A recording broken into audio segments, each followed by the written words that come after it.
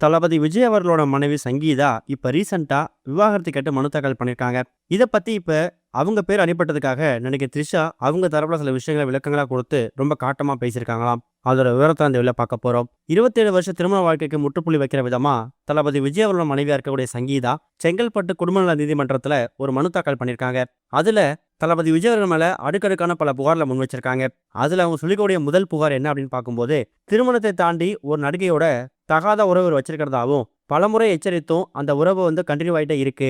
ஒரு கட்டத்துல அந்த உறவு எனக்கு மன உளைச்சலை ஏற்படுத்துது. இதை நான் தட்டி கேட்கும்போது என்னை வீட்டுக்குள்ள அடைச்சு முடக்கியிருக்காரு, பொருளாதார ரீதியா நான் முடக்கியிருக்காரு அப்படிங்கிற மாதிரி எக்கச்சக்கமான விஷயங்களை அடுக்கடுக்கான புகாரா தெரிவிச்சிருக்காங்க. அதை விட முக்கியமானது, கடந்த 2 வருஷமாவே நாங்க பிரிஞ்சு வாழ்ந்து வந்துட்டு இருக்கோம்.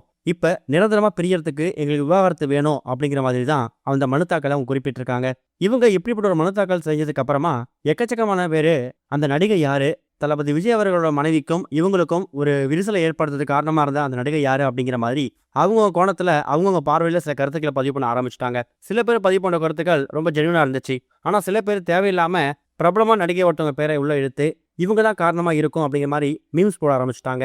அந்த நடிகை வேற யாரும் கிடையாது, நடிகை த்ரிஷா தான். இப்படிதான் கடந்த சில வாரங்களுக்கு முன்னாடி பிரபலமான கட்சியை சேர்ந்த நயனா நாகேந்திரன் தளபதி விஜய் அவர் வீட்டை விட்டு வெளில வரட்டும், த்ரிஷா வீட்டுல இருந்து வெளில வரட்டும்ங்கிற மாதிரி ஒரு சர்ச்சையான கருத்தை தெரிவிச்சாரு. அந்த விஷயம் சோசியல் மீடியா முழுக்க நயனா நாகேந்திரன் மேல பல விமர்சனங்களை கொண்டு வந்துச்சு. அதுக்கப்புறம் நயனா நாகேந்திரன் கட்சி சார்பிலையும் அவர் சார்பிலையும் மன்னிப்பு கேட்டிருந்தாரு. என்ன இருந்தாலும் ஒரு நடிகரை பத்தியும் ஒரு நடிகை பத்தியும் நான் பேசியிருக்க கூடாது அப்படிங்கிற மாதிரி வருத்தம் தெரிவிச்சிருந்தாரு. இப்ப அதே விஷயம்தான் தளபதி விஜயோட மனைவி சங்கீதா அவங்க விவாகரத்து மனு தாக்கல் செய்ததுக்கு பிறகு திரும்பவும் த்ரிஷா மேல எக்கச்சக்கமான விமர்சனம் வைக்கப்படுதான். அவங்கள பத்தி மீம்ஸ் அண்ட் ட்ரோல்ஸ் போடுறது, இவங்க 2 பேரும் பெரியறதுக்கு காரணமே நீங்க தான்ங்கிற மாதிரி பல வார்த்தைகளை பரப்ப ஆரம்பிச்சிட்டாங்க. அதுக்கு த்ரிஷா மறுபடியும் காட்டமான பதில் கொடுத்திருக்காங்களாம். கடந்த ஒரு சில வருஷங்களாவே தளபதி விஜய் அவர்களுக்கு நல்லது நடந்தாலும் சரி, கெட்டது நடந்தாலும் சரி, அதுக்கு நான் தான் காரணங்கிற மாதிரி என்னோட பேரை உள்ள இழுத்து விடுறீங்க. அவர் எப்பவுமே நல்லா இருக்கணும். உண்மையாவே அவங்க 2 பேரும் பிரிஞ்சது எனக்கு மிகப்பெரிய மன வருத்தத்தை ஏற்படுத்தி இருக்குது. என்னை பொறுத்த வரைக்கும் அவருக்கு நான் ஒரு நெருங்கிய தோழி, ஒரு க்ளோஸ் ஃப்ரெண்டு தான். ஆனா அதை விட்டுட்டு தப்பான வார்த்தைகளை சொல்லி என்னை திட்டுறது, எங்க 2 பேர் உறவை கொச்சைப்படுத்துறது, இந்த மாதிரி விஷயங்கள் பண்ணும்போது அது மனசுக்கு ரொம்ப காயத்தை ஏற்படுத்துது, மன அமைதியை கெடுக்குது. நான் பாட்டுக்கு என் வழியில தனியா போயிட்டு இருக்கேன். நான் யார் வம்புக்கும் போறது கிடையாது. அதே மாதிரி தளபதி விஜய் அவர்களும் அவர் உண்டு, ஒரு கட்சி உண்டு, நடிப்பு உண்டு இருக்காரு. தேவையில்லாம இதுல எங்க 2 பேர் உள்ள இழுத்து விட்டு எங்க 2 பேரோட ஃபியூச்சரையும் எதிர்காலத்தையும் கெடுத்துடாதீங்க.